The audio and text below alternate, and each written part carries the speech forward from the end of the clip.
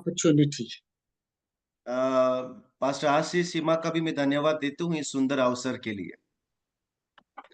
So we're going to continue with the topic that we started last week. तो पिछले हफ्ता जिस विषय को हमने शुरू किया था, आज हम उसको जारी रखेंगे। And our text is taken from the book of Luke, chapter 13, verses 10 to 17. और लूक अध्याय 13 वचन 10 से 17 तक हम लोग अध्ययन कर रहे हैं। So we're not going to read the text today because you will go back to last week's meeting, but just to paraphrase what I said. सारे वचनों को हम नहीं पढ़ेंगे क्योंकि पिछले हफ्ता हमने कई बातों को देखा था, लेकिन हम एक उसका सारांश देखते हैं कि कौन सी चीजों को हमने सीखा था।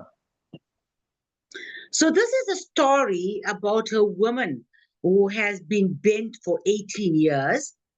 तो हम सब जानते हैं कि यहाँ पे ये कहानी है उस स्त्री के विषय में जो 18 साल से जो झुकी हुई थी या जो कुबड़ी हो चुकी थी। And then she goes to Jesus and Jesus makes her straight. और फिर वो यीशु के पास जाती है और यीशु उसे स्पर्श करते हैं और वो ठीक हो जाती है। So we understand that there are the Bible also has symbolic references to certain things in the Bible. तो हम जानते हैं कि बाइबल में कई वचनों को चिन्हांकित या सांकेतिक रूप से हम समझ सकते हैं और वचन हमसे उस तरीके से भी बात कर सकता है। So the woman or a man in the Bible always represents the church or an individual believer. तो बाइबल में स्त्री या पुरुष जहां पे शब्द आया है, कई बार अधिकांश रूप से वो कलीसिया को या परमेश्वर के जन को So प्रतीकात्मक this भाषा में woman, संबोधित करता है। the Bible tells us she was bent. तो बाइबल बताती है कि ये जो स्त्री है ये कुबड़ी थी And she was bent at her waist. और वो अपनी कमर से झुकी हुई थी। So that means this woman had a deformity. तो इसका मतलब कि स्त्री की एक कमजोरी थी And the deformity was structural. और उसकी जो कमजोरी जो थी वो उसके खड़े होने के बारे में संबंधित थी। So the deformity was in a waist area. तो हमने देखा कि किस प्रकार उसकी जो बीमारी थी वो उसकी कमर के हिस्से से जो है रिलेटेड थी। In the book of Ephesians, chapter 6, Jesus tells us to put the whole armor of God. इफिसियों की पत्री अध्याय 6 में यीशु ने कहा है हमें कि हमें मसीह की शस्त्र सामग्री को पूरी रीति से धारण करना है। So he tells us to put on the belt of truth. और फिर हमने देखा था कि किस रीति से वचन हमें प्रोत्साहित करता है कि सत्य की कमरबंद हमें बांधना आवश्यक है। Now the belt is put around the waist. और हम जानते हैं कि जो कमरबंद है हमेशा हम कमर के हिस्से में बांधते हैं। And if the waist is deformed, और यदि हमारी कमर ही टूटी हुई है या झुकी हुई है, this speaks about a bent truth. तो इसका मतलब कि हमारे पास एक ऐसी सच्चाई है जो कि जिसने जो झुक गई है या टूट गई है। And I said to you, she was 18 years in this position of being bent. और मैंने आपको बताया कि वो इस दशा में करीबन 18 साल से थी। The number 6 speaks of carnality or man or flesh. और बाइबल में 6 नंबर जो है वो मनुष्य के शरीर के विषय में या सांसारिकता का प्रतीक है। So this is a picture of a church whose truth is bent by carnality. तो ये स्त्री एक ऐसे कलीसिया का चित्र है या दर्शाती है जो सांसारिकता के कारण झुक गई है। And now because her waist was bent, और क्योंकि उसकी कमर जो है वो झुकी हुई थी, it changed her appearance. उसकी वजह से जिस प्रकार से वो दिखती थी, उसका दिखना भी बदल गया। meaning she could not stand up straight. इसका अर्थ वो कुबड़ी होने के कारण वो सीधी खड़ी नहीं हो पाती थी। Her head faced downwards. उसका जो सिर है, वो हमेशा नीचे की ओर देखता था She could not pick up her head. और वो अपने सिर को सीधे खड़ा नहीं कर सकती थी। She could not look up towards the heavens or she could not look forward. जिसका मतलब ये है कि वो स्वर्ग की ओर दृष्टि नहीं कर सकती या उसके सामने क्या है उसको स्पष्ट रूप से नहीं देख सकती। And the only thing she could do was to have a downward focus. और इस पूरे 18 सालों में वो उसने केवल केवल नीचे की ओर ही उसकी दृष्टि लगी हुई थी। That means she could only look at the earth. जिसका अर्थ वो जब देखती थी तो वो केवल जमीन को या धरती को देख पाती थी। And the earth speaks about the carnality, flesh. और वचन में धरती या जमीन जो है वो शारीरिकता या सांसारिकता को दर्शाती है। So she comes to Jesus for healing. तो अब देखते हैं कि ये स्त्री जब यीशु के पास चंगाई के लिए पहुंचती है। So before we continue with that, I just want to quickly go through what we did last week and what are the characteristics of a person who is earthly.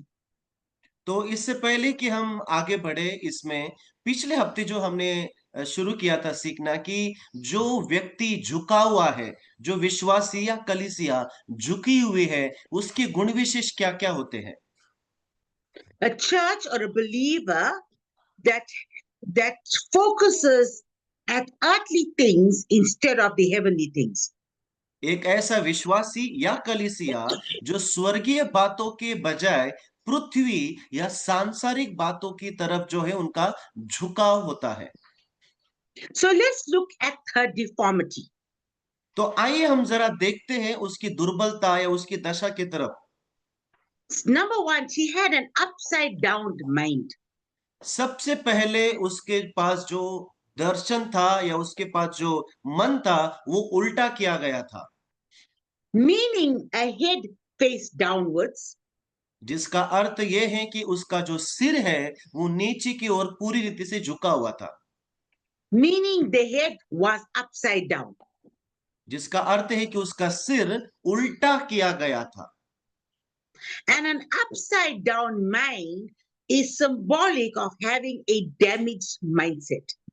और एक उल्टा किया गया मन दर्शाता है बिगड़ी हुई मानसिकता को। And I said to you last week that very quickly that a damaged mindset has a lot of characteristics as well. और हमने देखा कि एक जो बिगड़ी हुई मानसिकता है उसके भी अलग अलग गुण विशेषण होते हैं। Damaged mindsets are strongholds that exalt themselves higher than Christ. बिगड़ी हुई मानसिकता वो होती है जो मसीह के ऊपर अपने आप को दिखाना चाहती है। So, very quickly, the first one is the mystic mindset. तो क्या क्या उसके गुण विशेष है एक बिगड़ी हुई मानसिकता के कि जो बिगड़ी हुई मानसिकता है वो एक हमेशा एक रहस्यमय विचारों में खोई हुई होती है। Mystic mindsets include unbiblical practices where they focus more on the supernatural instead of the word of God. और एक रहस्यमय मानसिकता यानी कि हमेशा कुछ ना कुछ अलौकिक होने की अपेक्षा करना, कोई आवाज सुनेगा या कुछ ऐसी हरकत होगी जो बिल्कुल भी अलौकिक होगी बजाय कि परमेश्वर के वचन के। That means everything that happens in their lives, इसका they मतलब will कि always, या please continue. that whatever happens in their life, they will always associate it with something that's evil. उदाहरण के रूप में जिसकी जो रहस्यमय मानसिकता है वो व्यक्ति हमेशा उसके जीवन में कोई भी अनहोनी होगी उसका पूरा दोष वो शैतान को या दुष्ट को ही देगा कि शैतान ही मेरे पीछे पड़ा है या उसके वजह से सब कुछ हो रहा है।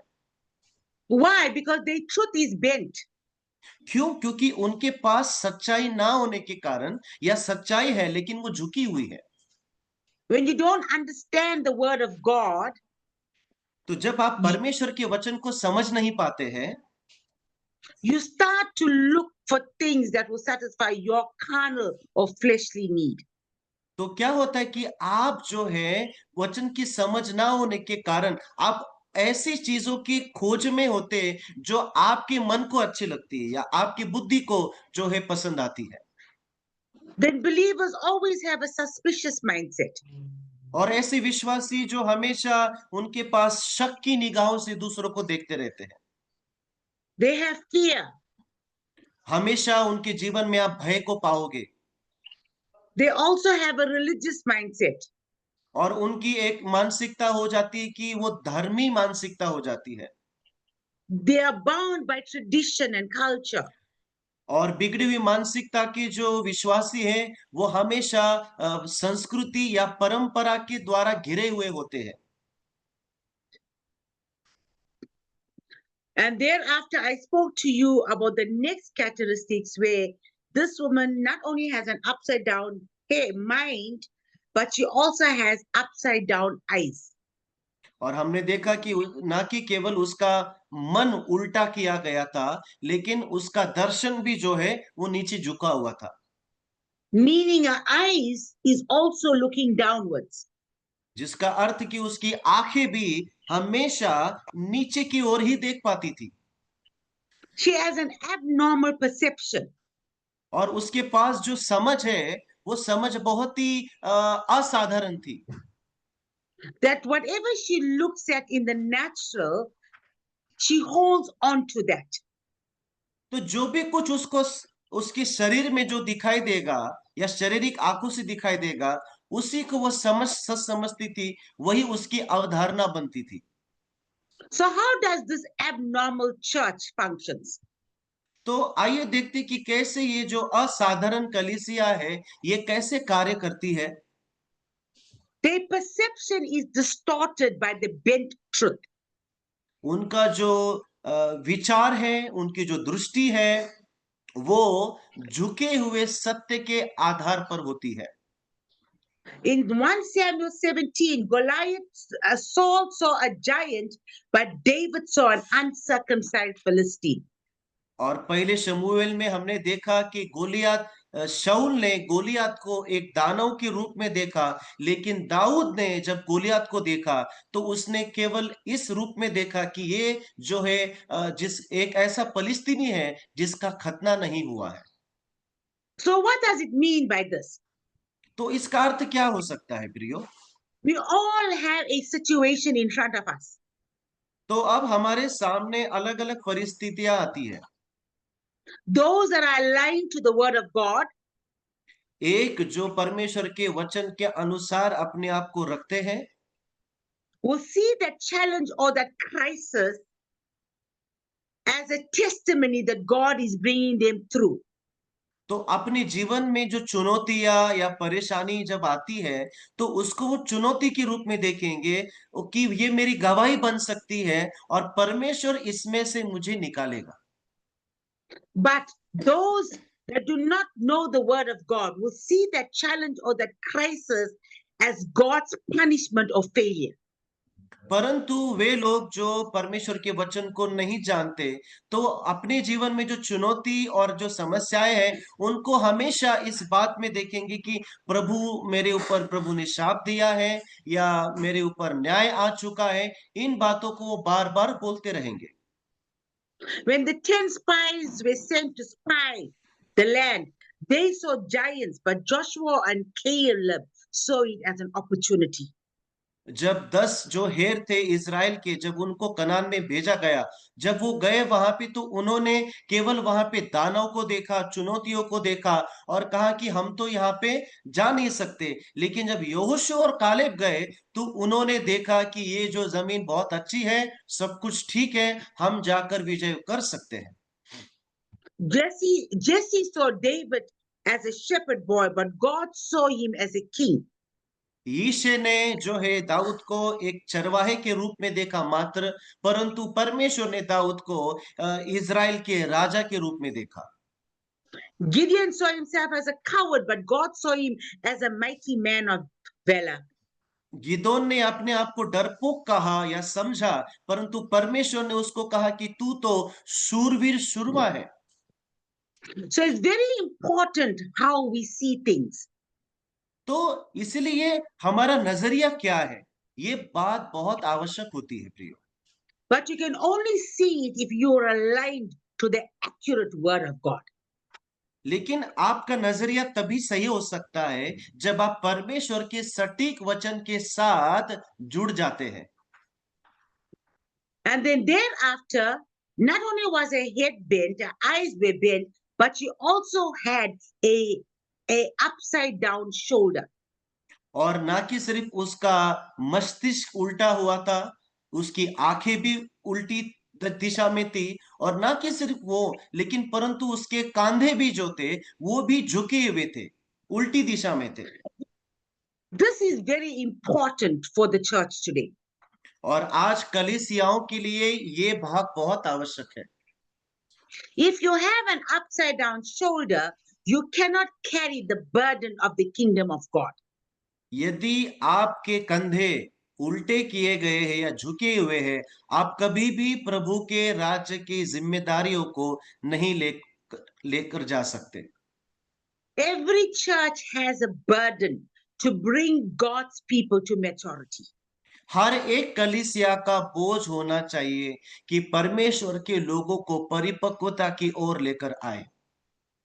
We do a lot of things in the church, हम कलीसिया में बहुत सारी चीजों को करते रहते हैं, but the main focus is maturity of God's sons. परंतु हमारा मुख्य उद्देश्य ये है कि परमेश्वर के पुत्र उसकी पहचान में या उसकी परिपक्वता में आ जाए। So when she had a bent shoulder, तो जब इस स्त्री का जो है हम देखेंगे कि उसके कंधे भी झुके हुए थे, she could not carry the burden of God's kingdom. तो उस झुके हुए कंधे के साथ वो परमेश्वर के राज्य की जिम्मेदारी को लेकर नहीं चल सकती थी। In fact, she became a burden to the church. हालांकि वो खुद ही अपने आप में दूसरों के लिए एक बोझ बन गई। She had no capacity to serve. उसके पास सेवा करने की कोई भी क्षमता नहीं बची थी। If we understand Ephesians chapter 4, verses 11 onwards, यदि हम इफिसियों की पत्री अध्याय 4 और वचन 11 से आगे यदि हम समझने का प्रयास करें, the scripture tells us that God has given the fivefold ministry as a gift to the church. तो वचन हमको बताता है कि परमेश्वर ने ये पंच सेवकाई कलीसिया को एक तोहफे के रूप में दी थी, For the equipping of the saints for the work of the ministry, परमेश्वर के लोगों को सेवकाई के कार्यों के लिए तैयार करना, until we all come to maturity. जब तक कि हम उसकी पूर्णता में ना आ जाए। So, what is the purpose of the fivefold ministry in the church? तो कलीसिया में पंच सेवकाई या पंच अगुओं का क्या काम है, उसका उद्देश्य क्या है? Is to equip the saints, which is God's people that are in is within our care in the church, कि जो लोग परमेश्वर ने हमारी निगरानी में दिए हैं, उनकी उनको तैयार करना, उनको प्रशिक्षित and करना। what are we equipping them for? और किस लिए हम उनको तैयार कर रहे हैं? For the work of the ministry, सेवकाई के कार्यों के लिए,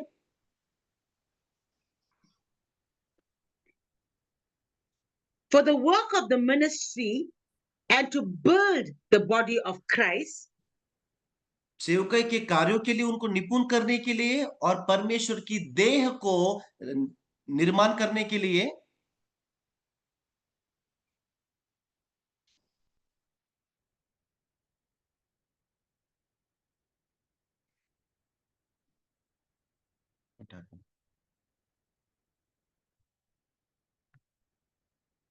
Are you in? I think network issue. Just hold on. इसको ऑन करो. इसको on.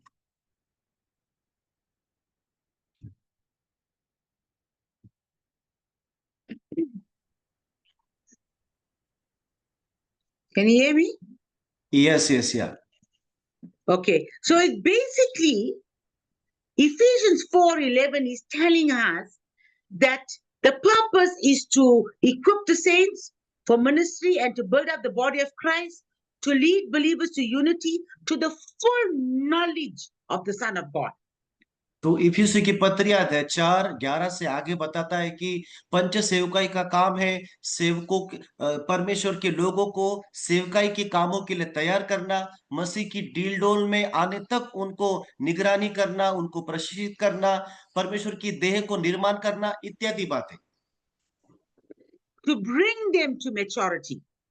ताकि वे सब के सब प्रौढ़ता में एक दिन आने पाए. So that's the burden of the kingdom of God. तो परमेश्वर के राज्य का यही एक बोझ है.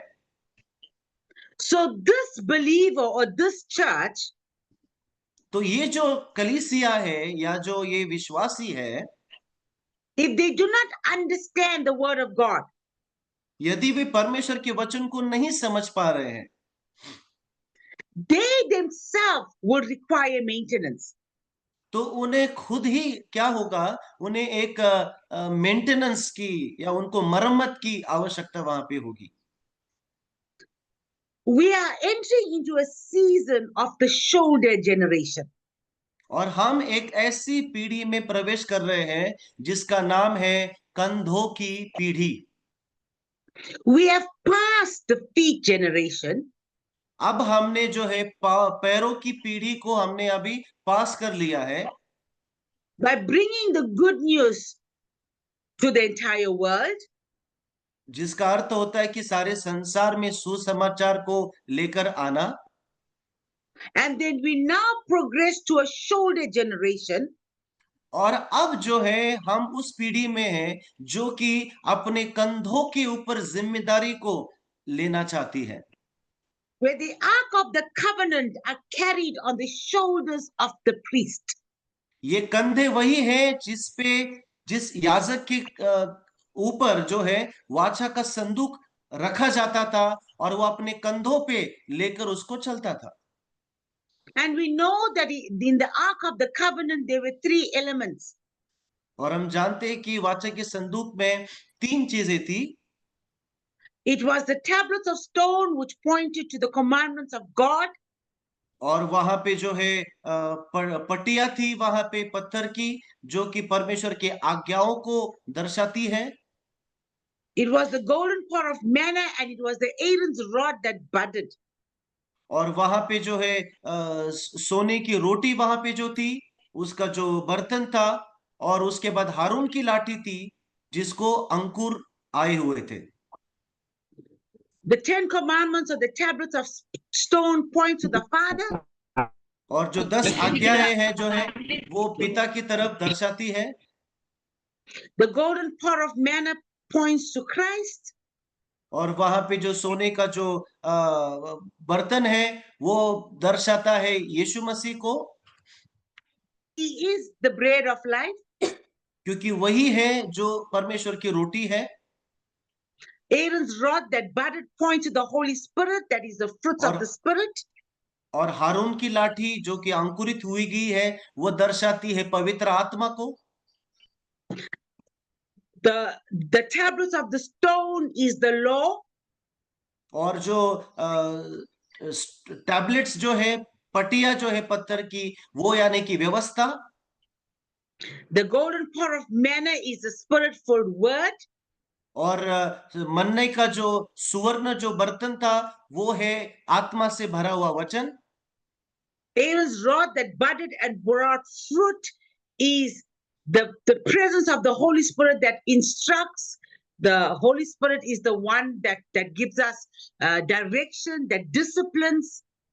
और हारून की लाठी वो है कि जो आत्मा से भरी हुआ वचन है, पवित्र आत्मा है जो हमको निर्देशन देता है या हमारा मार्गदर्शन करता है। So we said the Ark of the Covenant is carried on the shoulders of the priest.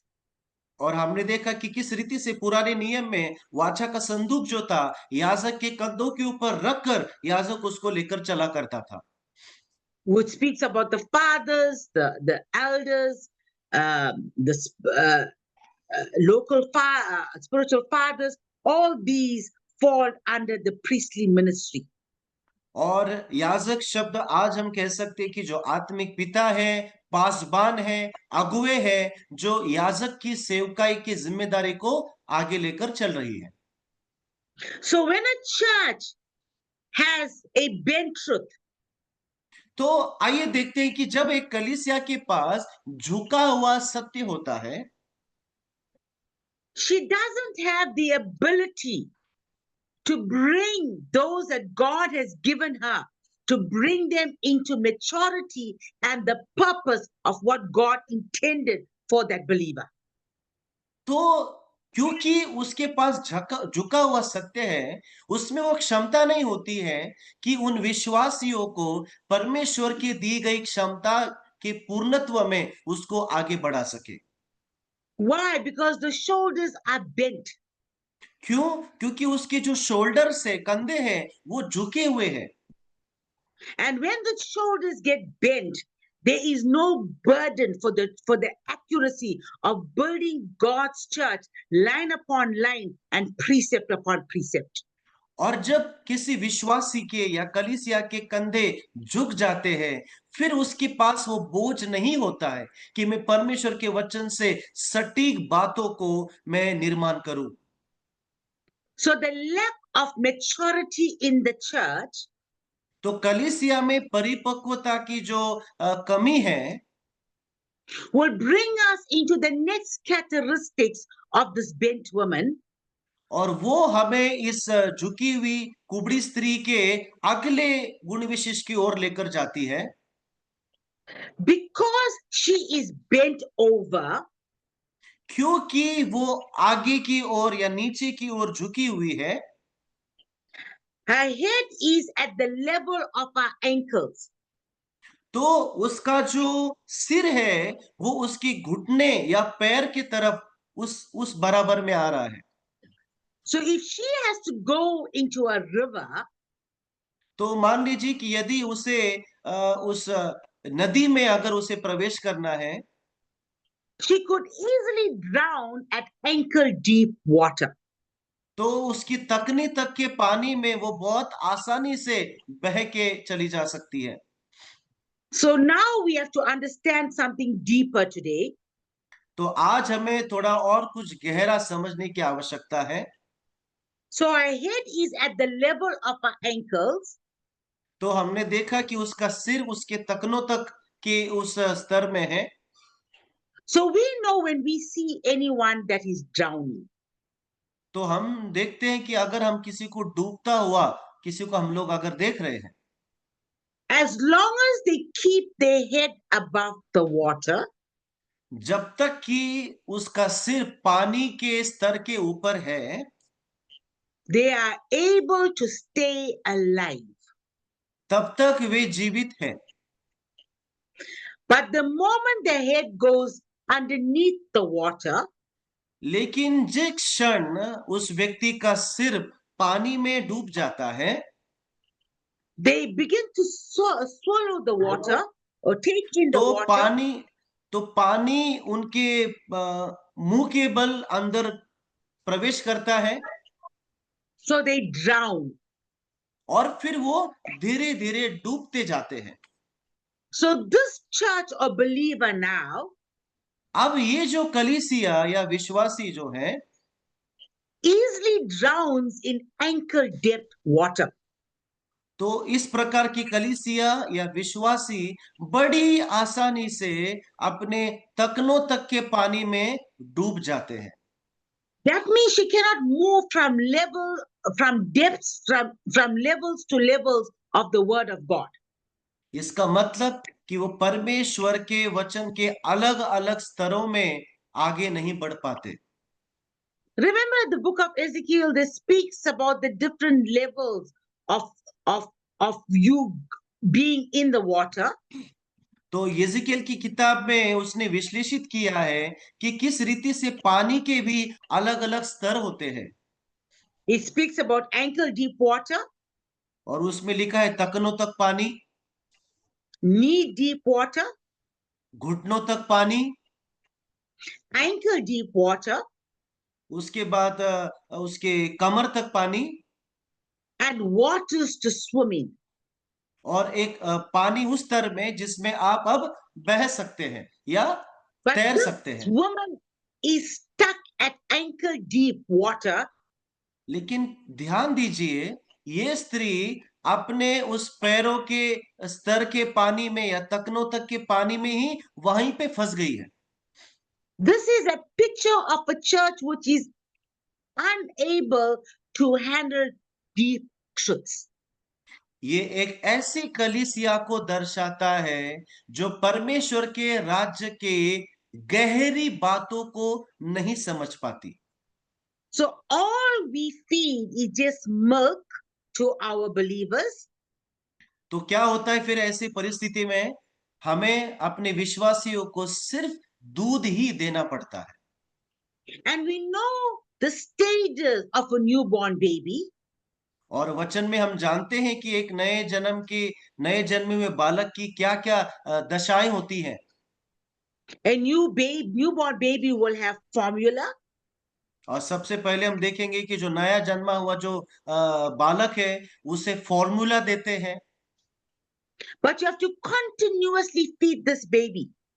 लेकिन आपको क्या है, उस बच्चे को बार बार फीड करना पड़ता है, Because there's only liquid there. क्योंकि आप केवल उसको द्रव्य या लिक्विड ही दे सकते हैं। So it goes in and it comes out.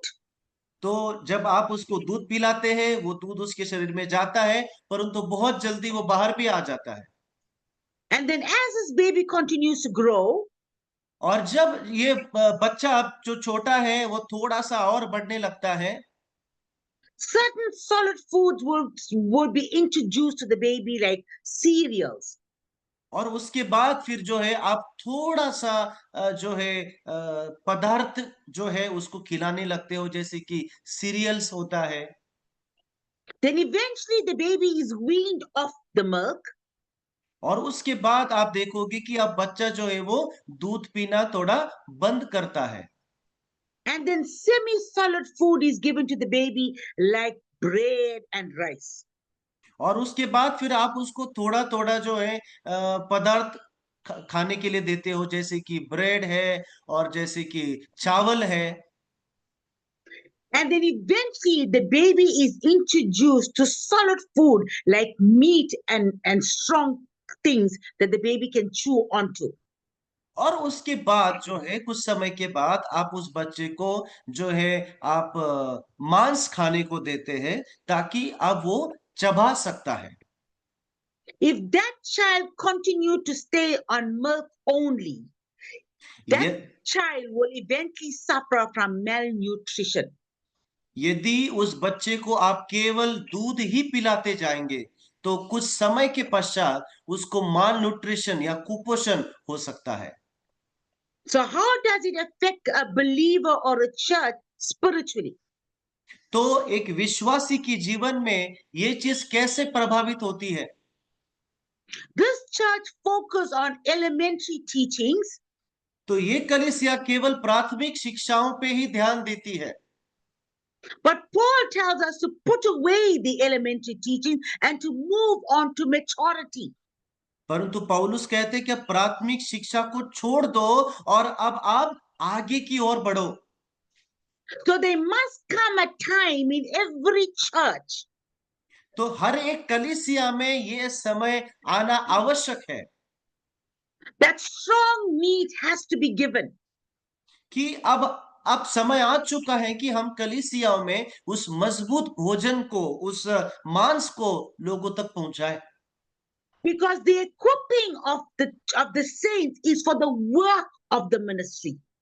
क्योंकि जब आप लोगों को तैयारी करते हो, इसलिए करते हो क्योंकि वो भी सेवकाई के कामों को कर सके। The work, the work now moves from the priest to the sons of the house. और अब जो है कलीसिया का काम केवल याजक की तरफ सीमित नहीं होता है, परंतु वही जिम्मेदारी उसके पुत्र भी लेना शुरू करते हैं। They become the burden bearers in the church. और वे लोग बाद में देखेंगे कि कलीसिया के बोझ को लेकर चलने वाले बन जाते हैं। They become the armor bearers in the church. और कलीसिया में वो जो है आर्मर बेरर का काम करते हैं। Remember Moses. मूसा को याद रख कीजिए, He had Aaron and A lifting up his hands. मूसा के पास हारून और हुर थे जो मिलकर उसके हाथों को उठाते थे। As long as Aaron and A was lifting up Moses' hands, the Israelites was winning the war. तो जब तक कि हारून और हुर मिलके मूसा के हाथों को उठाए रखते थे, तब तब जो है इज़राइल उस युद्ध में जीत पाता था। So why am I saying we are moving to a shoulder generation तो मैं क्यों कह रही हूं कि हम अभी कंधों की पीढ़ी की ओर आगे कूच कर रहे हैं, where the old church now moves to become burden bearers in the kingdom of God? और जहां पे अब प्रभु के राज्य में संपूर्ण कलीसिया उसके बोझ को लेकर चलने वाली बन जाती है। So because our head is is at the level of our ankles, और क्योंकि उसका सिर जो है उसके तखनों तक झुका हुआ है, this church cannot move from glory to glory or from levels to levels. इसीलिए या इसी कारणवश ये कलीसिया महिमा से महिमा तक या अलग अलग स्तरों में आगे नहीं बढ़ पाती है। They cannot handle strong meat, which is doctrine. ये कलीसिया या विश्वासी मजबूत शिक्षाओं को, जो कि मजबूत मांस है, उसको पचा नहीं पाती या झेल नहीं पाती। They do not have the four pillars, which is in Acts 2:42. उनके पास प्रेरितों के काम 2:42 के 4 मूलभूत स्तंभ नहीं होते हैं। They cannot understand the difference between preceding truth and proceeding truth. उनके पास वचन के रुका हुआ वचन और आगे परमेश्वर के मुंह से निकलता हुआ वचन, इसमें वो फर्क नहीं समझ पाते हैं। So, what is the difference between preceding truth and proceeding truth? तो परमेश्वर के मुंह से निकला हुआ वचन और रुका हुआ वचन, दोनों में क्या फर्क है? So, we know Moses, God tells Moses in the first time, I want you to strike this rock and my people will get water. क्या आपको याद है कि परमेश्वर ने मूसा से कहा था, मेरे लोगों को जब प्यास लगी है तो क्या करना, तुम उस पत्थर से लाठी मारना। The next time God tells to Moses, I want you to speak to the rock. परंतु अगली बार परमेश्वर ने मूसा से कहा कि अब मैं चाहता हूं कि तू पत्थर से बात करना। But remember, Moses was very angry at that time. लेकिन आपको याद है कि मूसा उस समय बहुत गुस्से में था। So instead of speaking to the rock, he struck the rock again. और बजाय कि वो पत्थर से बात करे, उसने दूसरी बार भी पत्थर पे लाठी मारी। And yes, the water did come out. और हाँ, पानी तो जरूर आया पत्थर से। Because we leaders need to understand this one point. क्योंकि एक अगुवे होने के नाते हम सबको एक बात समझना आवश्यक है। God cares for his people. क्योंकि परमेश्वर अपने लोगों की चिंता करता है। So even if our truth is bent or inaccurate, भले ही हमारा तरीका गलत हो सकता है या हमारी सच्चाई जो है झुकी हुई हो सकती है कभी, and somebody needs healing or deliverance, और परमेश्वर के लोगों में किसी को यदि छुटकारा चाहिए, किसी को अगर चंगाई चाहिए, and you are the only person available, और आप ही वो जन है परमेश्वर के वहां पे जो उपलब्ध है उस समय। God will still use you to bring that healing and deliverance. तो आपकी गलत बातें या कमजोरी के बजाय भी परमेश्वर आपको इस्तेमाल करेगा, क्योंकि आपके द्वारा उन लोगों को चंगाई मिले या उनको छुटकारा मिले। But we saw what was the consequences for Moses. लेकिन ये सारी चीजें होने के बाद मूसा को परिणाम झेलना पड़ा। The people needed the water. God still gave लोग the water. लोगों को प्यास लगी थी, तो परमेश्वर ने मूसा की अनाज्ञाकारिता के बजाय भी पानी को वहां से निकाला, पानी पत्थर में से आया। But Moses did not see the promise, did not enter the promised land. लेकिन मूसा को सजा मिली कि वो वायदे के प्रवेश में खुद ही प्रवेश नहीं कर पाया। God took him and showed him, but said, You will never experience it. परमेश्वर ने उसको दिखाया दूर से जरूर, लेकिन कहा कि तू उसमें कभी भी कदम नहीं रख पाएगा। So, a church that has bent truth cannot distinguish or understand between what God said in the past and what is God saying today. तो एक ऐसी कलीसिया जो झुकी हुई है, विश्वासी जो झुका हुआ है, वो कभी भी इसमें फर्क नहीं निकाल पाता है कि परमेश्वर ने पुराने समय में क्या बोला था और परमेश्वर वर्तमान के समय में क्या बात कर रहा है। The Bible has never changed. Bible कभी भी बदला नहीं है। It's still the same. Bible अभी भी वैसा ही है। But every day God speaks to us through his scriptures. लेकिन प्रत्येक दिन परमेश्वर अपने वचन के द्वारा हम सब से बात करता है And gives us fresh revelations और उसी वचन से वो हमें हर रोज एक ताजा प्रकाशन देता रहता है, for our crises and challenges. जो चुनौतियां या परेशानी हम सब जिसका सामना करता है उससे लड़ने के लिए। Just like how the world is advancing in technology, जिस प्रकार की ये संसार तकनीक में, टेक्नोलॉजी में बहुत आगे बढ़ रहा है, medicine has advanced. और आप देखोगे कि जो दवाई है वो आगे बढ़ रही है। There is a next generation अब हम देख रहे हैं कि एक अगली पीढ़ी वहां पे आ चुकी है, that the world has been equipped to handle them. और संसार जो है उनको लेकर चलने के लिए तैयार है। So what about the church? अब कलीसिया का क्या क्या कलीसिया तैयार है? If there isn't an upgrade within the local church, यदि हम अपने स्थानीय कलीसिया को अपग्रेड नहीं करेंगे, the chances are that we will lose the next generation. तो संभावना है आने वाले समय में हम अगली पीढ़ी को खो देंगे। Those that have a bent truth, वे जिनके पास झुका हुआ सत्य है, is a church that is stuck on milk. वो कलीसिया को दर्शाता है जो दूध के स्तर पे ही फंसी हुई है। And milk is for newborn babes. That is what Peter tells us. और पतरस तो हमें यही सिखाता है कि दूध की आवश्यकता केवल जो नए जन्मे हुए बालक है, केवल उन्हीं को ही है। When a church is not strong in doctrine, they will be moved by every wind of doctrine. कोई भी कलीसिया यदि सिद्धांतों में मजबूत नहीं होगी, तो वो हर किसी प्रकार के उस सिद्धांतों की हवा के झोंके में यहां वहां बहती चली जाएंगी। That means they'll be running around looking for a new word.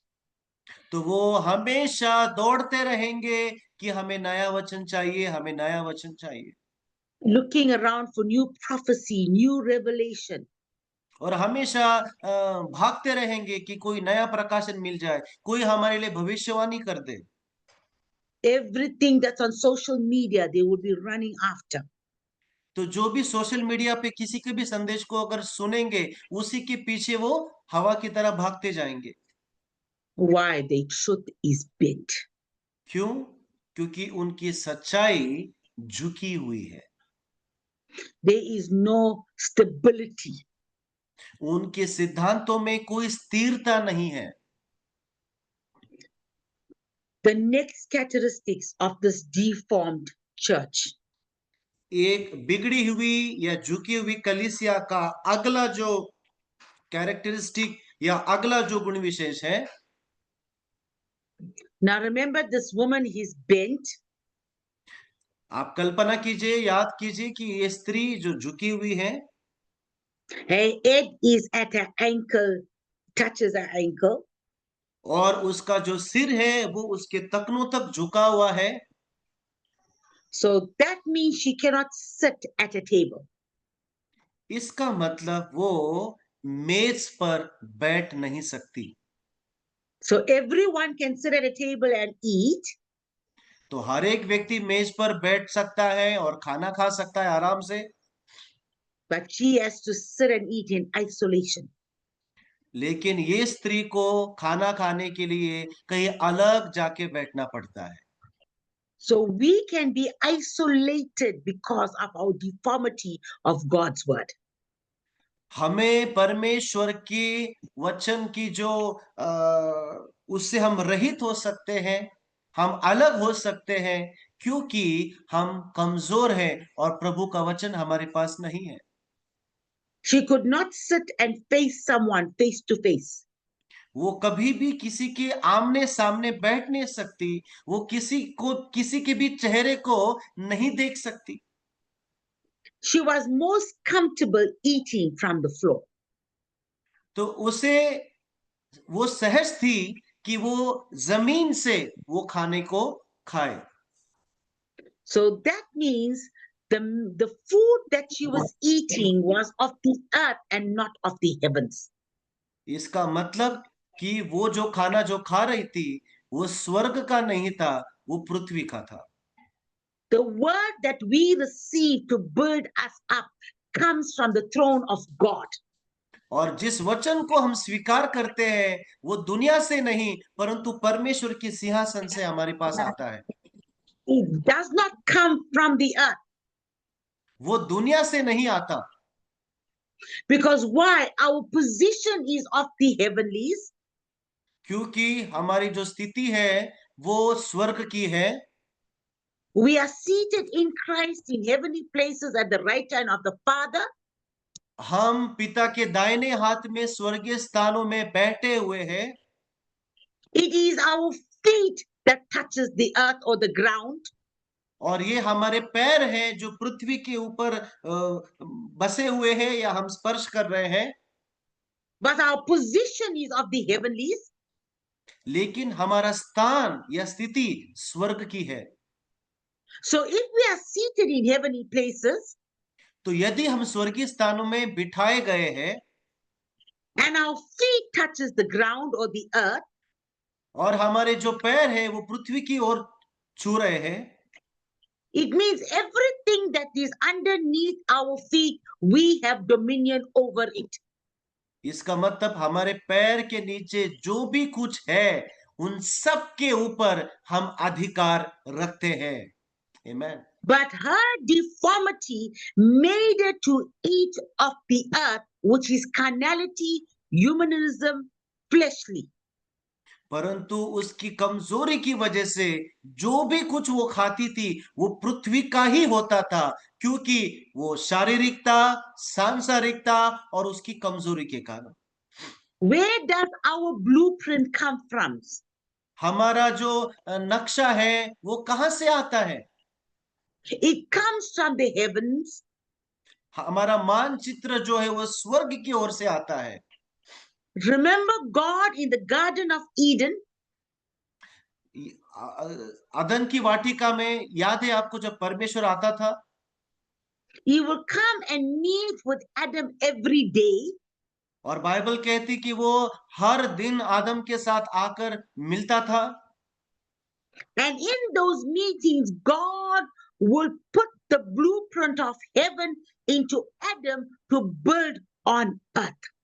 और उस समय प्रतिदिन परमेश्वर आदम में स्वर्ग की मानचित्र को इंस्टॉल करता था, निर्माण करता था और आदम को सिखाता था।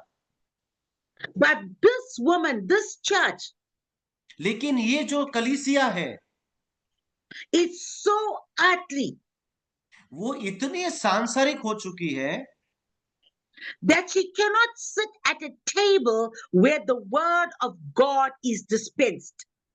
कि अब वो मेज के ऊपर बैठ नहीं सकती जहां पे परमेश्वर का वचन तोड़ा जाता है।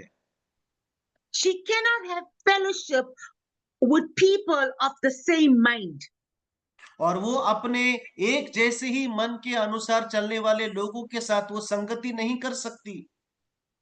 We find many of us today are faced in that same position और हम देखते हैं कि कई सारे हम में से लोग हैं जो उसी दशा में आ चुके हैं when we need to speak the word of God. कि जब हमें परमेश्वर के वचन को जब बोलने का समय आता है Many leaders will say that's not important. तो कई सारे अगुए बोलते कि नहीं नहीं वो तो ज्यादा महत्वपूर्ण नहीं है।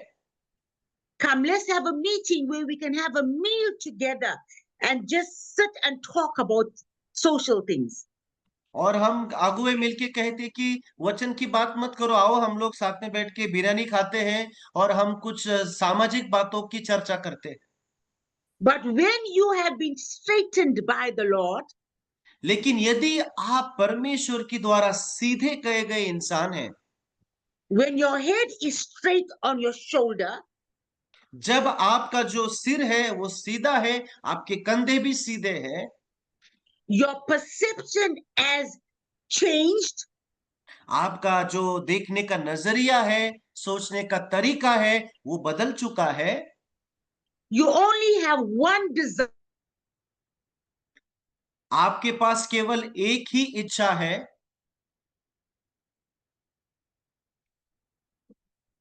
I think a network issue again with Pastor Judy. Please wait. मुझे सुन पा रहे सब लोग? Okay, I think so. उनकी तरफ इशू हो सकता है। Okay, thank you. So just hold on. Maybe she will reconnect.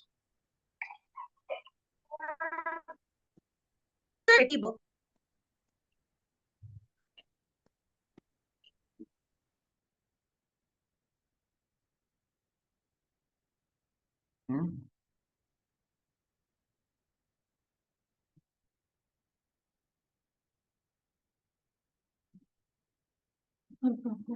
Yeah. Sorry for the inconvenience. Please hold on. थोड़ा सा वेट कीजिए। Thank you, Jesus.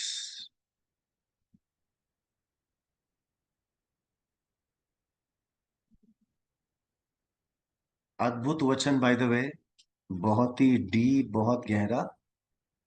एंड कितने लोग एंजॉय कर रहे हैं? Can I have reactions? How many are enjoying? कितने लोग एंजॉय कर रहे हैं मीटिंग को? Very good, God bless you, God bless you. Yes, yes mom. Can you hear me? Sorry about that. No that's fine, Okay, please so continue. we said that our desire and our passion is to sit at a table and dispense grace. और हमारी जो इच्छा या हमारा जो लगाव है कि हम मेज पे बैठे और रोटी खाए सबके साथ मिलकर। Why? Because we have been straightened. क्यों? क्योंकि अब हम सबको परमेश्वर ने सीधा कर दिया है। So when you have this deformity of bent truth, तो जब आपके पास ये जो झुके हुए सत्य की जो बीमारी होती है या कमजोरी जब आपके पास होती है, you have isolation. तो क्या होता है कि उसकी कमजोरी की वजह से आप अलग रहने लग जाते हो। You don't want to fellowship with other pastors. तो फिर आप कहते कि मैं बाकी पास्टर्स के साथ अब सहभागिता नहीं करूंगा, You want to be in isolation और आप चाहेंगे कि मैं अकेला ही काफी हूं, मैं अकेला ही ठीक हूं। because you're comfortable in what you do. क्यों मालूम है? क्योंकि आप जो कर रहे हैं उसमें आप बड़े सहज हो गए हैं। But what happens after that when you are in isolation? लेकिन आइए देखते क्या होता है कि जब अपने आप को आप बाकी सबसे अलिप्त कर लेते हैं, अलग कर लेते हैं। Remember, she's deformed, this woman. याद कीजिए कि ये जो स्त्री है, ये कमजोर है। Her waist is completely bent. उसका जो कमर है वो पूरे रीति से झुकी हुई है। Her head is at an ankle deep. उसका जो सिर है उसके तकनों तक झुका हुआ है। Her eyes looks at the ground. उसकी आंखें हमेशा मिट्टी को या धरती को ही देख रही है। So how do you think she is going to go onward in her life? तो क्या लगता है आपको, ऐसे शरीर के साथ, ऐसे दृष्टि के साथ वो कितना आगे तक अपने जीवन में जा पाएगी? She cannot pick up her head and look forward. वो अपने सर को ऊंचा उठा नहीं सकती, आगे देख नहीं सकती। So her deformity slows her down. तो उसकी कमजोरी उसकी चाल को धीरे या धीमे कर देती है। So if a church is bent, that has a bent truth, तो यदि कोई कलीसिया जो इसी प्रकार से झुकी हुई है, it will be very slow in the moves of God. तो वो कलीसिया परमेश्वर के काम करने में बहुत धीमी गति से चलने लगती है। And I'm sure most of you that are on this platform understand when we have done the different moves of God. और इस मंच पे आप सभी ने, जिन्होंने परमेश्वर के अलग अलग समय या ऋतु के विषय में जब आपने सीखा था, तो ये बात आप अच्छे से समझ रहे होंगे। So if you are bent, तो मान लीजिए यदि आप झुके हुए हैं, you could be stuck in a move of God that is over 50 years ago. तो यदि आप झुके हुए, तो कल्पना कीजिए कि आप एक ऐसे समय में रुक गए हैं जो कि 50 साल पुराना था, 30 साल पुराना because था। because you are so slow in moving, क्योंकि आप चलने में बड़े धीमे हो चुके हैं, इसलिए आप पुराने समय में अभी तक फंस गए हैं। because you cannot see upwards and on and forward. क्योंकि आप ऊपर की ओर देख नहीं पा रहे हैं, आप आगे की ओर देख नहीं पा रहे हैं। You have a distorted vision, आपका दर्शन भी ठीक ठाक नहीं है। and if your vision is distorted, the purposes of God cannot be fulfilled. तो जब आपका दर्शन ही जो है बिगड़ जाता है, तो आप परमेश्वर के उद्देश्यों को भी सही रीति से देख नहीं पाते हैं।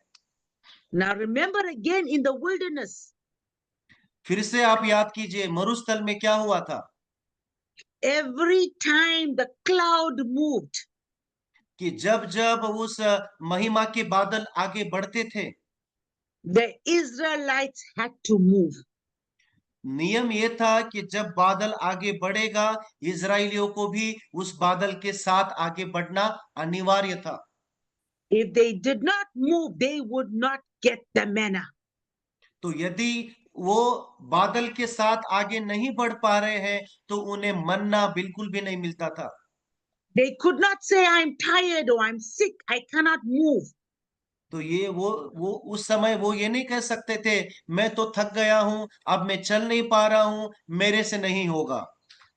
They could not plant their own food or go to the shops and buy their own meals. और वहां पे कोई दुकानें नहीं थी या कोई और तरीका नहीं था कि वो खुद से खाना पकाए और वहां पे खाए। They had to depend on this heavenly food. उन्हें केवल उस स्वर्गीय खाने के ऊपर भी पूरे रीति से निर्भर होना पड़ता था।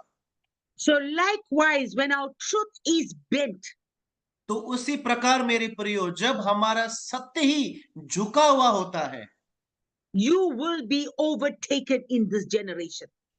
तो इस पीढ़ी में आपको कुचल कर कोई और आगे निकल के चला जाए।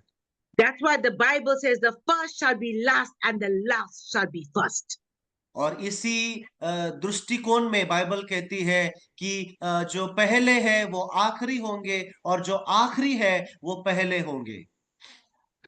God is a God of movement. हमारा परमेश्वर आगे चलने वाला परमेश्वर है। So Amen. when our truth is deformed, तो जब हमारा सत्य या सच्चाई झुक जाती है, we will cause delays in the kingdom of God. तो हम परमेश्वर के राज्य में काम करने में बड़ी देरी लगाएंगे। The book of Ephesians 5:16 tells us we are to redeem the time. इफिसू की पत्री में 5:16 में लिखा है कि हमें समय का सही इस्तेमाल करना है, क्योंकि समय बहुत कम है प्रियो। The slower we take to understand what God is doing in the season, तो we will जितना not हम finish our assignment on time. तो जितना हम देरी लगाएंगे कि परमेश्वर वर्तमान में कलीसिया से क्या बात कर रहा है, उतना हम देर करेंगे परमेश्वर ने जो काम हमको दिया है उसको पूरा करने में। Jesus had 3.5 years to finish what the Father had asked him to do. यीशु के पास केवल 3.5 साल थे, जो पिता ने उसको काम दिया था उसको पूरा करने के लिए। And when we are slow, और जब हम बड़े धीमे हो जाते हैं, we will raise up a generation of dependent Christians. तो हम एक ऐसी पीढ़ी को उत्पादित करेंगे जो हमेशा दूसरों के ऊपर निर्भर होगी। So what happens in this believer or church when you have bent truth? तो जब एक विश्वासी के पास झुका हुआ सत्य होता है, या एक ऐसी कलीसिया जो स्त्री के समान झुकी हुई होती है, उसके साथ क्या होता है बाद में फिर? We will raise up believers who are dependent on others to pray for them. तो हम एक ऐसी पीढ़ी को या विश्वासी को निर्माण करेंगे जो हमेशा दूसरों पे निर्भर होंगे कि कोई आके हमारे लिए प्रार्थना करे। We will raise up believers who are dependent on others to prophesy to them. हम ऐसे विश्वासियों को तैयार करेंगे कि जो हमेशा दूसरों के ऊपर निर्भर रहेंगे, इंतजार करेंगे कि कोई तो आकर मेरे ऊपर कोई भविष्यवाणी का वचन बोल दे। Now remember, this woman is bent, her head is touching the ankle. All she can look is at the ground. She cannot see forward, onwards. She cannot walk past. So she needs other people to do things for her. स्त्री को याद करे, ये झुकी हुई है, कुबड़ी है, इसका सर नीचे की ओर देख रहा है, वो तेजी से चल नहीं सकती, अपनी आंखों से सही स्पष्ट रूप से देख नहीं सकती। इसका मतलब क्या? उसे हमेशा किसी ना किसी की जरूरत है कि वो आगे जाए या कुछ हरकतों को करे।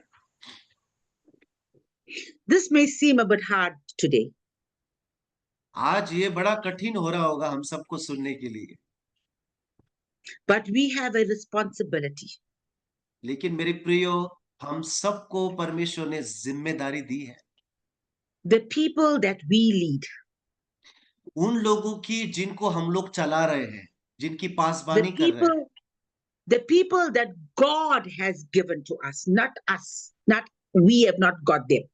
हम उन लोगों के प्रति जिम्मेदार हैं जिनको प्रभु ने दिया है। हमने नहीं किसी को बुलाया, प्रभु ने जिनको दिया है उनके प्रति हम जवाबदेह हैं। It's our responsibility to bring them to maturity. और अब ये हमारी जिम्मेदारी है कि हम उन लोगों को जो प्रभु ने दिए हैं उनको परिपक्वता की ओर ले आए। This is how an apostolic church functions. तो इसी प्रकार एक प्रेरिताई कलीसिया कार्यान्वित होती है। We teach our believers the word of God. हम अपने विश्वासियों को परमेश्वर के वचन को सिखाते हैं। We teach them how to look to Christ, who is the author and the finisher of their faith. और हम उनको ये सिखाते हैं कि ये परमेश्वर की ओर निहारो, जो कि आपके विश्वास का दाता है, जो हमारे जीवन का लेखक है और उसको पूर्ण करने We, वाला है। we teach them that as leaders, we are responsible to get manna from heaven.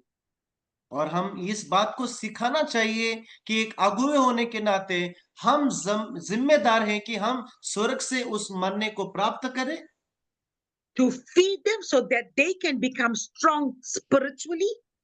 और उनको हम उस मन्ने उन तक पहुंचाए, उनको खिलाए, ताकि वे आत्मिक रूप से बलशाली होने पाए। We teach them that the curtain has been torn in two. और हम उनको ये भी सिखाते हैं कि देखो, अब जो पर्दा है वो बीचों बीच फट चुका है। They can walk boldly into the presence of God. अब हम सब जो है उस परमेश्वर के अति पवित्र स्थान में बड़े हियाव के साथ प्रवेश कर सकते हैं And ask the heavenly Father whatever they desire. और जो भी कुछ आपको चाहिए, आपकी जरूरत है, परमेश्वर से स्वयं मांग सकते हैं। We yes teach them that we do not block the view of what God is, but we point them to the heavenly Father. हम उनको ये सिखाते हैं कि अगुवे होने के नाते हम परमेश्वर के दर्शन को ब्लॉक नहीं करते, परंतु हम उनके लिए खुला कर देते हैं ताकि वे भी प्रभु को देख सके। And then we teach them the same God that lives in us as pastors and leaders lives in them as well. और हम अपने लोगों को ये सिखाते हैं कि जो परमेश्वर मुझ में रहता है एक पासबान या अगुआ होने के नाते, वही परमेश्वर तुम्हारे भीतर भी रहता है। They have the authority to lay hands on themselves. उनके पास भी अधिकार है कि यदि वो कोई नहीं है, वो खुद ही अपने ऊपर हाथ रख के प्रार्थना कर सकते हैं To pray over themselves and healing can come to them. और वो अपने खुद के लिए भी प्रार्थना कर सकते हैं और चंगाई उनके जीवन में बहेगी। Yes, we stand with one another and we pray together. ये बात बिल्कुल सच है कि हम उनके साथ खड़े होते हैं, हम एक दूसरे को सपोर्ट करते हैं और प्रार्थना भी करते हैं एक दूसरे के लिए। But every believer has that right to go to the Father on their own. लेकिन इस पृथ्वी पटल पर हर एक विश्वासी को वो अधिकार है कि वो खुद परमेश्वर के सम्मुख जाए और परमेश्वर से प्रार्थना करे। We teach them that prophecy is the word of God. हम इस बात को सिखाते हैं कि भविष्यवाणी क्या है। भविष्यवाणी का सर्वोच्च स्तर यानी कि प्रभु का वचन है। That every time we speak the word of God, we are prophesying. हम इस बात को सिखाते हैं कि जिस भी समय हम परमेश्वर के वचन को बोल रहे होते हैं, वो वचन ही भविष्यवाणी है अपने आप में। We teach them that the word of God is the highest form of prophecy, whereas personal prophecy is the lowest form of prophecy. हम इस बात को सिखाते कि व्यक्तिगत भविष्यवाणी भविष्यवाणी का सबसे निचला स्तर है और परमेश्वर का वचन भविष्यवाणी का सर्वोच्च स्तर है। That they understand their identity as a son of God. हमें कोशिश करनी है और सिखाना है कि वे भी समझने पाए कि वे परमेश्वर के पुत्र हैं। So many of us are fixed on the mentality that in order to keep the people, this is what we need to do. तो क्या होता है कि अधिकांश रूप से हम लोग उस मनस्थिति में होते हैं कि क्योंकि लोगों को बनाए रखना है, लोगों को हमें संख्या चाहिए, तो हम ऐसी चीजों को करते हैं जिनके द्वारा लोग कलीसिया में बैठे रहेंगे या जुड़े रहेंगे, To make them dependent on us. ताकि वो किसी ना किसी रीति से एक हमारे ऊपर जो है हमेशा निर्भर रहेंगे। We are we are called to be interdependent.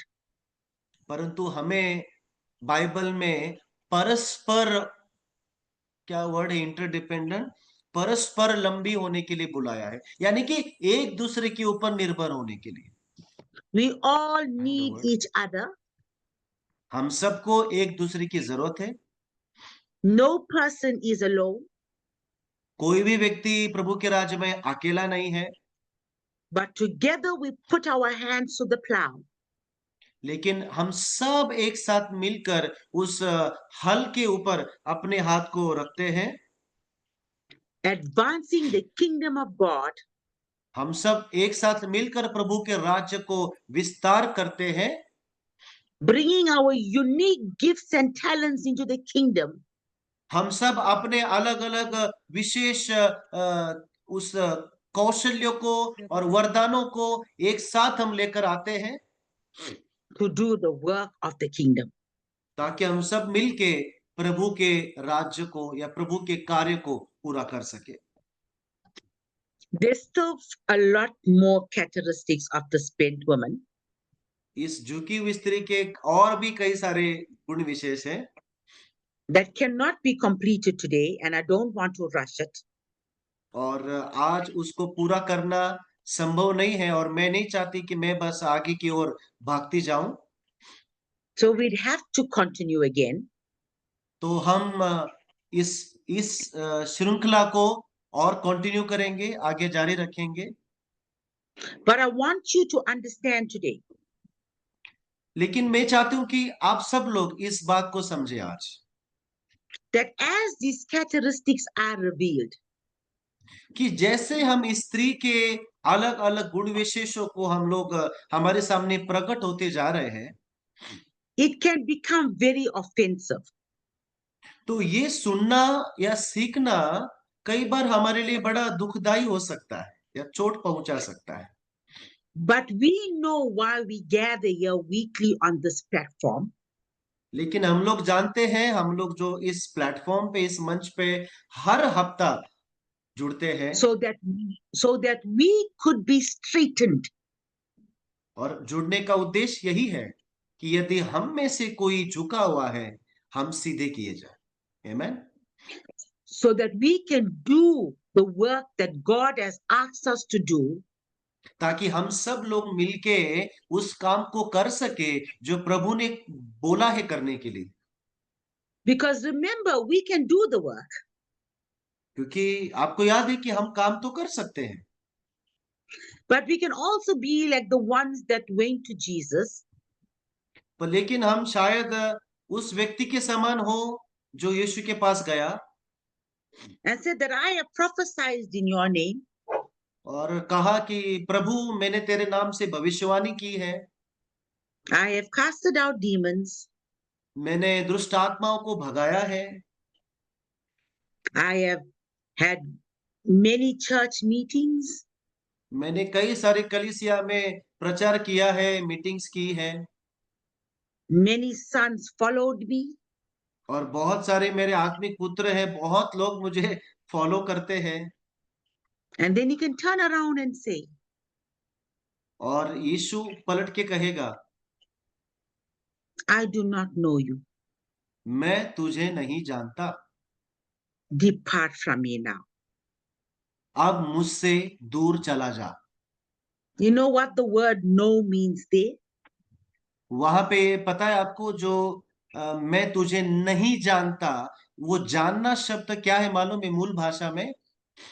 Remember in the book of Genesis, and the Bible says, and Adam knew Eve and they conceived.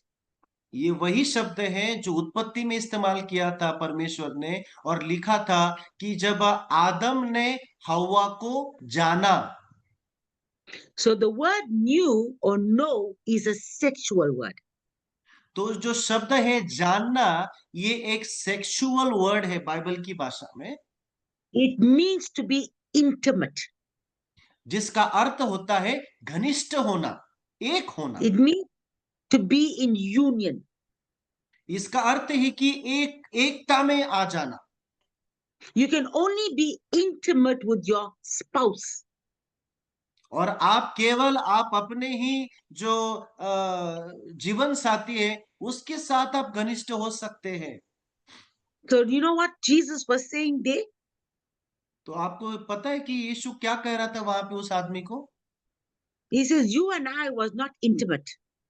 यीशु ये कह रहा है कि सुन, तू और मैं हम कभी भी एक थे ही नहीं। Because if we were intimate, क्योंकि यदि हम एक होते you would know what pleases me. तो तू जानता कि किन बातों से मैं प्रसन्न होता हूं। You would have known what's my heartbeat. तो तू जान पाता कि मेरे हृदय की धड़कनें क्या बोलती है।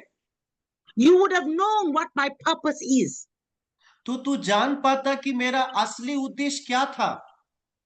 So, whatever you did, तो जो भी कुछ तूने किया है अभी तक, you could have done it in my name. तो भले ही तूने जो भी कुछ तूने बताया जो किया है मेरे नाम इस्तेमाल करके ही किया है, But I was not in it with you. लेकिन सुन, उन सब जो तूने किया उसमें मैं कभी था ही नहीं। It was not a joint work. वो काम तूने अकेले में किया मेरा नाम इस्तेमाल करके, लेकिन उसमें हम दोनों एक साथ कभी नहीं थे। So, depart from me now इसीलिए अब मुझसे तू दूर चला जा, into outer darkness. उस बाहरी अंधकार में। You know what the outer darkness means? और आपको याद है बाहरी अंधकार यानी कि क्या? It means the absence of the presence of God. बाहरी अंधकार यानी कि परमेश्वर की अनुपस्थिति। He says, Because you were not in union with me, यीशु ने कहा कि क्योंकि तू मेरे साथ एकता में था ही नहीं, you cannot be a participant of my presence. अब तू जो है मेरी उपस्थिति में सहभागी नहीं हो सकता। So that's the reason why for this platform, तो यही कारण है मेरे प्रियो, हम हर मंगलवार को इस मंच पे जुड़ते हैं to straighten us, ताकि हम जिस जगहों पे झुके हैं हम तुरंत खड़े हो जाए, सीधे हो जाए। we don't look to the church next door to us, और हम जो है अपनी तुलना हमारे जो बगल में जो कलीसिया है, पड़ोसी कलीसिया है, उसके साथ नहीं करते। and look at all the wrong things that they are doing, और हम ध्यान नहीं देते कि कौन सी कलीसिया गलत कर रही है, कौन सी कलीसिया गड़बड़ कर रही है, उस पे हम ध्यान नहीं देते। and condemn them and judge them. और हम ये नहीं करते कि हम उनको दोष दे कि वो गलत है और मैं सही हूं, But we look into ourselves. लेकिन हमारा काम है अपने जीवन में झांकना कि हम क्या कर रहे हैं। And when we are realigned, और जब हम सही रीति से जुड़ जाते हैं they will come to us तो बाकी लोग आपके पास आएंगे and say, Show us the way. और कहेंगे हमें भी मार्ग दिखा। And because we have been straightened, और क्योंकि प्रभु ने हम सबको सीधा किया है, we can now bring realignment to them according to the word of God. और वे लोग जो सीधी किए गए हैं अब जाके जो लोग कुबड़े हैं उनको फिर से ठीक कर सकते हैं। So, are you happy? तो क्या आप खुश हैं to be exposed and be straightened? क्या आप खुश हैं कि परमेश्वर के वचन की सच्चाई का पता हमें चले और उसका खुलासा हो? क्या हम खुश हैं कि हम सीधी किए जा रहे हैं प्रभु के वचन के द्वारा? So we can move from ankle deep तो हम अपनी इस यात्रा में जो तकनों तक पानी है उससे थोड़ा आगे बढ़ सकते हैं। to knee deep उससे आगे हम लोग घुटनों तक हम आ जाए, to waist deep, उसके बाद हम कमर तक आ जाए, and then finally in waters to swim in. और उसके बाद हम धीरे धीरे उस परमेश्वर के वचन रूपी पानी में तैरना सीखे और प्रारंभ करें, to have the fullness of God in us. ताकि परमेश्वर की पूर्णता हम सबके अंदर पाई जाए। Amen. Amen. Could Thank you you please very much again. pray for us, Mom? This is a very special moment. Yeah. Oh, Father, we thank you today.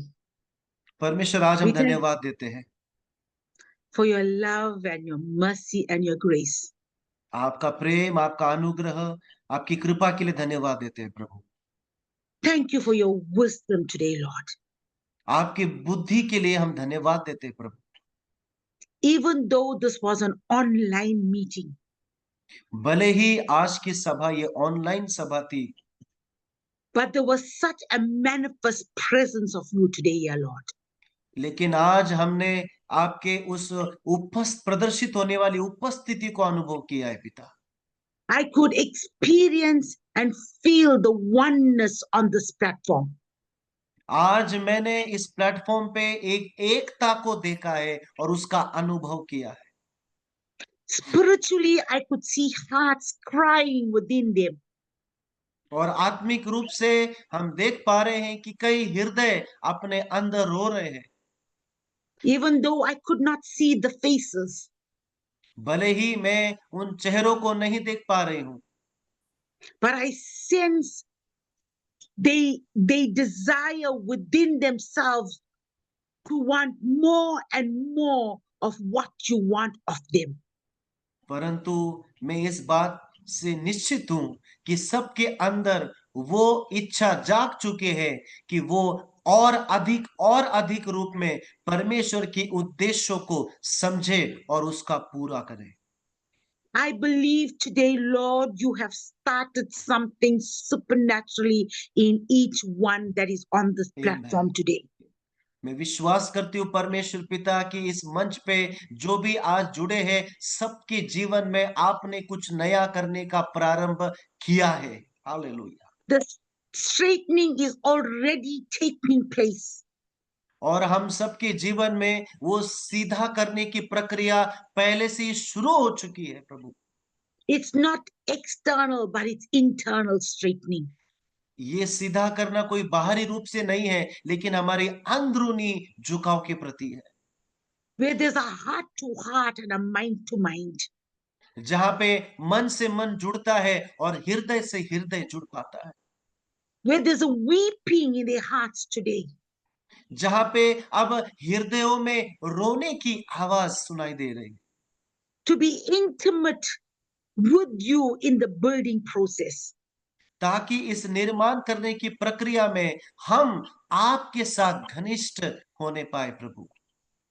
Thank you, Father, today आज हम धन्यवाद देते हैं पिता आपको for what you have done on this platform today. कि जो आज आपने इस मंच पे किया है प्रभु। As your sons meditate on what has been said, जैसे कि आपके पुत्र जो आज बताया गया है उस पे जब मनन करते हैं, may you anoint their eyes with eye salve. मैं प्रार्थना करती हूँ कि आप उनके आंखों को अभिषिक्त करें ताकि वो उनका नजरिया बदलने पाए, That they will be able to see clearly. ताकि वे सब मिलके स्पष्ट रूप से देखने पाए प्रभु। And give them the excellent oil today. और आज उनको उस उत्तम तेल उनके ऊपर उंडेली है प्रभु, That will be able to change their mindsets. जो उनके मनस्थिति को बदलने के लिए सहायता करे And draw closer and closer to you. और आपकी तरफ, आपकी ओर और नजदीकी में लेकर आने पाए। Thank you once again, Lord, धन्यवाद देते हैं प्रभु फिर एक बार, as we ask this in your never failing name. Amen. आपके कभी भी ना हारने वाले नाम में मांगते हैं, amen. Amen. God thank bless you you so all. Much mom. Take care. धन्यवाद। Bye. Bye mom, thank you. Bye.